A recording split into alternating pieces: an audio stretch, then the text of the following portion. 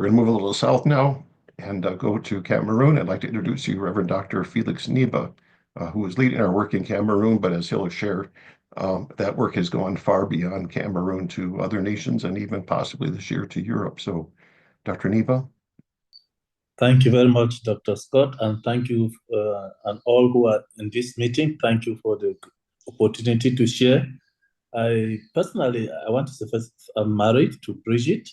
We are all passionate about PLI and we are working together. We have 3 kids. I am also a leader with the Full Gospel Mission in Cameroon, one of the church leaders. I also lead a theological seminary here and also involved with others. I'm particularly grateful to PLI because as a trainer, as a theologian, also leading a Bible a seminary, I discovered that there is a gap between seminary training and ministry. So seminaries and Bible school train for ministry. And PLI actually came to bridge that gap. PLI came to actually help give pastors who are in ministry the tools they need in order to effectually work in the ministry. We've taught up to PhD. I think I did so much studies on the vision and all this. And sometimes we've spent a lot of money in seminars on vision writing and casting. And I don't know if all our pastors ever left those seminars and remember what God's vision and mission was about. We asked them to be grumbling, to just be rambling, but through PLI, we've been able to clearly understand what that vision is and what that mission is, and we are all moving towards that direction. And pastors and their wives, even when we train them in our seminaries, they are in the same class, or they may be in the same class, but they're 2 individuals sitting in the same class and doing different things, but not being trained as a couple in ministry, which PLI has actually met that. PLI has closed that gap, and many of our wives are very happy. Some of them are saying, oh, I thought I was just to sit and listen, or I'm just there to support my husband in ministry. I am not actually in ministry with my husband, I'm just there to support. But they now are aware that they are actually in ministry. They are called to serve. And it's really a great joy. In Cameroon, we started in 2021 with Dr. Scott. My wife and I, we started first online, I think by 2020, but it was not really working because of the internet. But 2021, we started with Dr. Scott again online. Bettina finally came to Cameroon with Mama Laurie and Dr. Makali and his wife. And we started with 10 people. There were 11 of us, 11 couples in 2021. And by 2023, we were 120 couples in Cameroon. And now we are 165 couples in 4 countries, that is in Chad, in Cameroon, in Congo, Brazzaville, and Congo, DRC. And the growth is actually very, very encouraging. One thing that has actually helped, that we see that has really done what maybe we're not able to do even through united conferences and whatever church bodies is bringing together, is the unity that PLI has brought into our church, in our country, and in our churches. In Cameroon alone, we have 36 different church groups and denominations that are united together in these various groups, in all the groups that we have in Cameroon. 8 groups that we have in Cameroon with 36 church groups. In Chad, we have 4 church groups together. In Congo, Brazzaville, we have 8 groups. In Congo, DRC, we have 4 groups. That is, these 4 countries, we have almost 52 different denominations coming together, church groups coming together, which is really, it's something to be praised. And our own model, when we started with Dr. Scott, was actually built on multiplication. So each person that we recruit is actually, he comes from, the couple comes in from day one, knowing that they are there to reproduce what they are learning. They are not the end result. They are just a bridge so that other people could cross and come in. So that is really helping us to grow. And this growth and the other network that we have actually is creating these open doors Like going to Chad, it was because of the need. When people started hearing from Chad, this is what is happening, they were contacting Congo, this is what is happening, they were contacting all these places.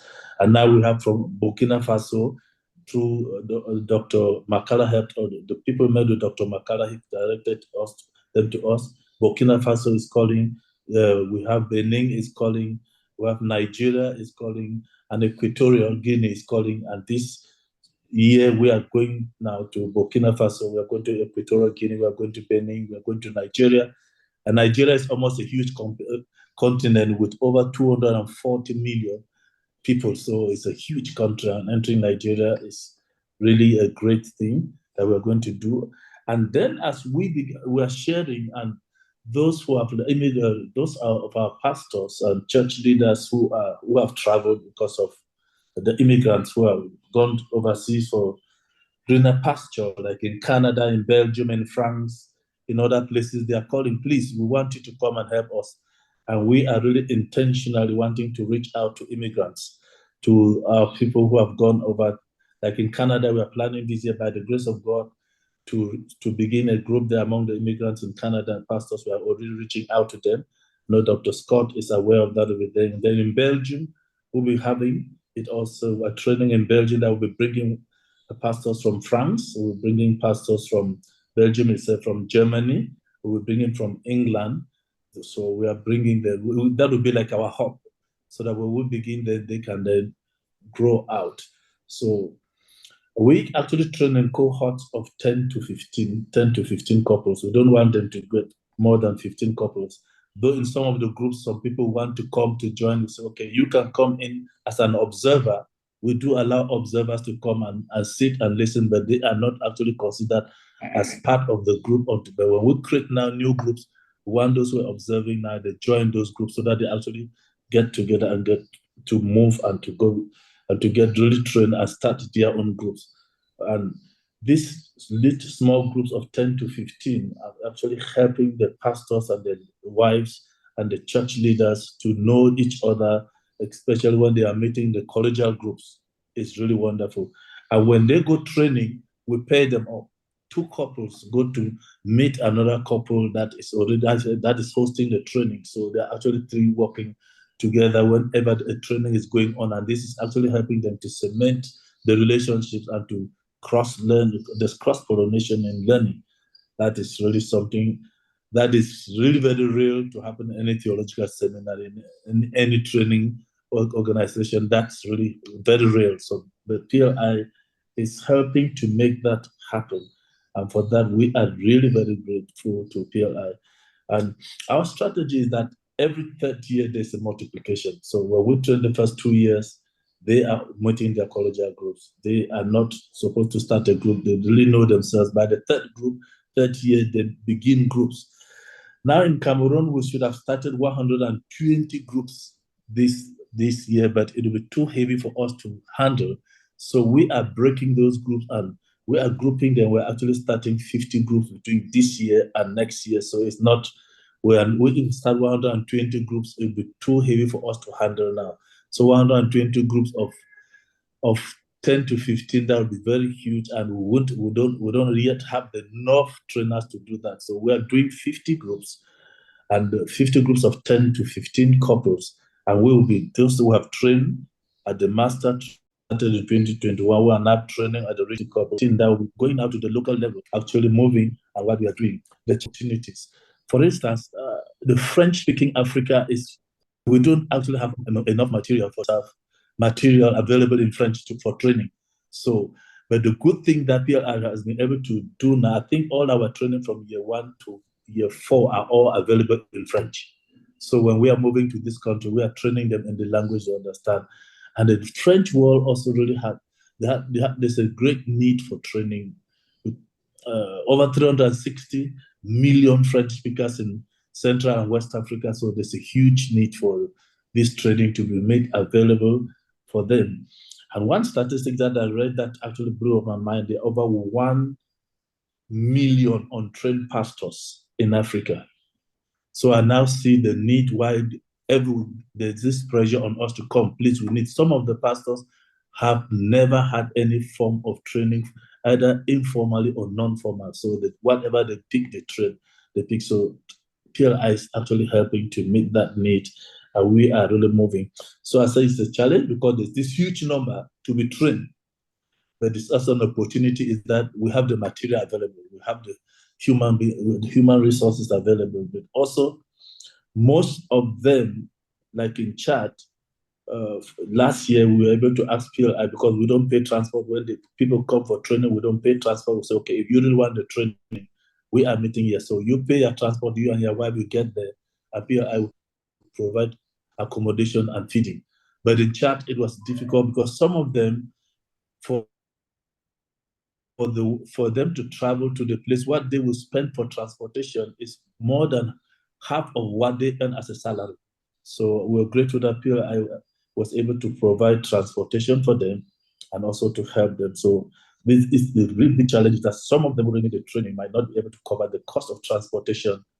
Why we do that? But we will still want them to contribute in one little way or the other. If not, it would actually become just them looking up to us to spend everything, and we don't see any little thing from there. Another challenge, I don't know if am I getting through, Dr. Scott? Yes, just a couple more minutes. We have a couple more people to share yet, and Okay. I'd love to hear all your Okay. sharing. But yeah, if you could Okay. just share a couple more things, and then we Okay. can So yeah, let just them one of go. the other challenge is the travel. To actually get to some of these places is really a big challenge because some don't even have roads, like Congo DRC. Some to get there is it's challenging. Some of the places we've gone by road, by land, by bike in order to get to some of the places. And then the civil war in Cameroon that's been going on. And in some of these places, there's really trouble going on. So we really want you to pray for us that God will help us in order to overcome these challenges as we take the training into these places. Thank you very much for the opportunity. Thank you so much, and all of you would love to have you share so much. And we Oh, have I'm just two sorry. more. Yeah, thank you so much.